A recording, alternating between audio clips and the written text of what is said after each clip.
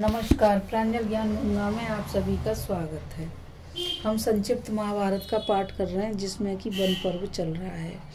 कल हमने ऋष्यशृंग का चरित्र की कथा को पढ़ा था।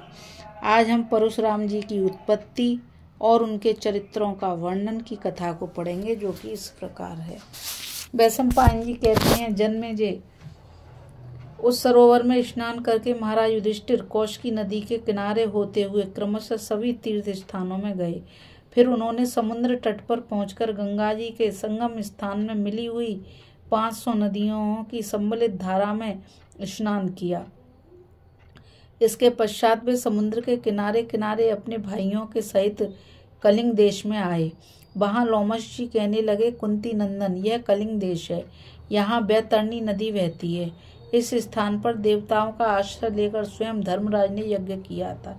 इसके अनंतर भाग्यवान पांडवों ने द्रौपदी सहित बैतरणी नदी में उतरकर पितृ तर्पण किया। उस समय महाराज युधिष्ठिर कहने लगे, लोमश जी, इस नदी में आचमन करके मैं तप के प्रभाव से मानवीय विषयों से मुक्त हो गया हूँ। आपकी कृपा से मुझे सारे लोग दिखाई दे रहे हैं। देखिए, यह मुझे पाठ करते हुए वानप्रस्थी महात्माओं के शब्द सुनाई दे रहे हैं।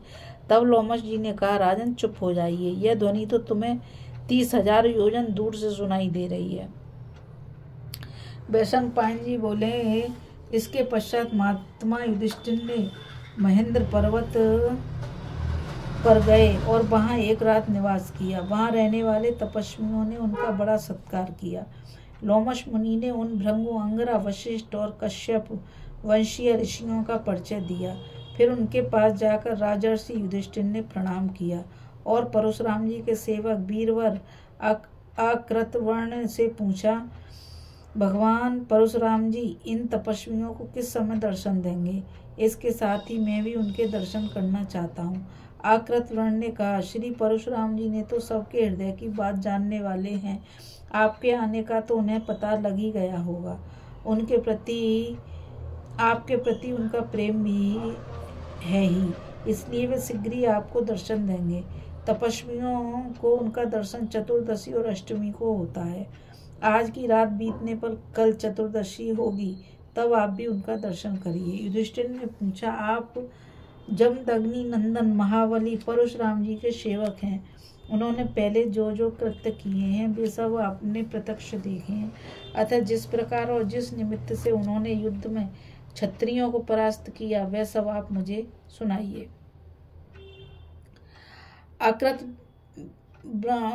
अकृतवर्ण ने कहा, राजन, मैं भृंगुवंश में उत्पन्न हुए जमद अग्नि नंदन देवतुल्य भगवान परशुराम जी का चरित्र सुनाता हूँ। यह आख्यान बड़ा ही सुंदर और महान है। उन्होंने हेहय वंश में उत्पन्न हुए जिस कार्तवीर अर्जुन का वध किया था, उसके 1000 भुजाएं थीं। श्री दत्तात्रेय जी की कृपा से उसे एक सोने का विमान मिला था तथा पृथ्वी के सभी प्राणियों पर उसका प्रभुत्व था। उसके रथ की गति को कोई नहीं रोक सकता था। उस रथ और बर के प्रभाव से वह वीर, देवता, यक्ष और ऋषि सभी को कुचले डालता था। इस प्रकार उसके द्वारा सर्वत्र सभी प्राणी पीड़ित हो रहे थे। इसी समय कान्यकुब्ज कन्नौज नामक नगर में गादी नाम का एक बलवान राजा राज्य करता था। वह वन में जाकर रहने लगा। वहां उसके एक कन्या उत्पन्न हुई जो अप्सरा के समान सुंदर थी। उसका नाम था सत्यवती। उसके लिए भृगुनंदन ऋचिक ने राजा के पास जाकर याचना की। राजा गादी ने ऋचिक मुनि के साथ सत्यवती का विवाह कर दिया। विवाह कार्य संपन्न हो जाने पर भृगु जी आए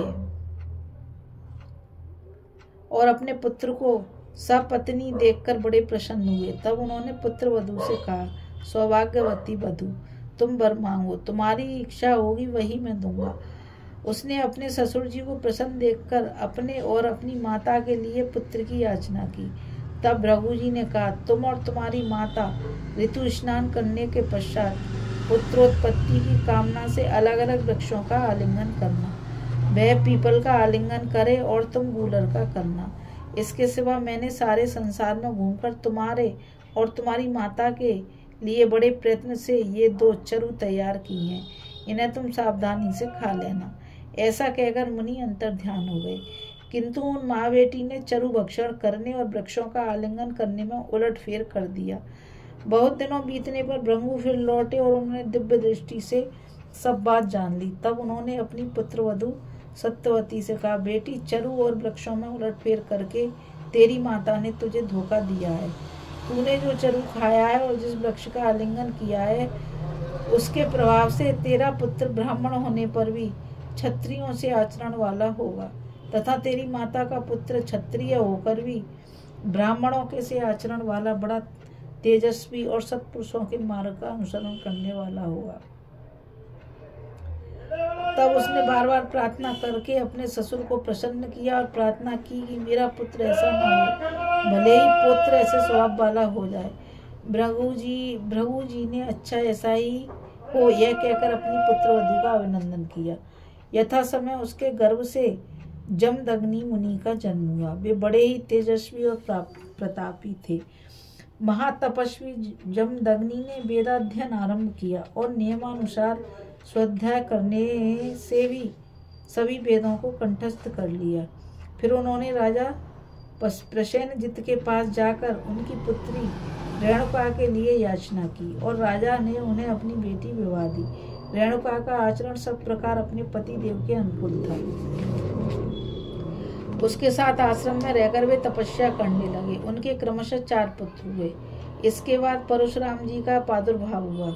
ये 5वें थे। भाइयों में छोटे होने पर भी ये गुणों में सबसे बड़े चले थे।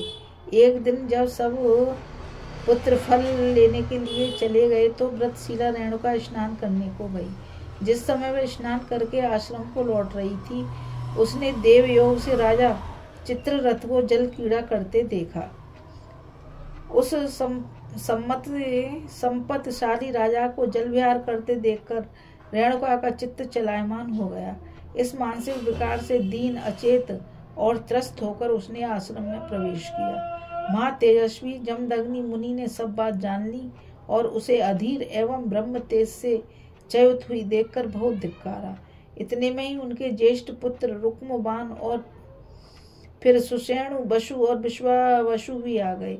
मुनि ने क्रमशः उन सभी से कहा कि इस अपनी माँ को तुरंत मार डालो, किंतु वे मोहवश हक्के बक्के से रह गए, कुछ भी न बोल सके। तब मुनि ने क्रोधित होकर उन्हें शाप दिया, जिससे उनकी विचार शक्ति नष्ट हो गई और वे मृग एवं पक्षियों के समान जड़ बुद्धि हो गए।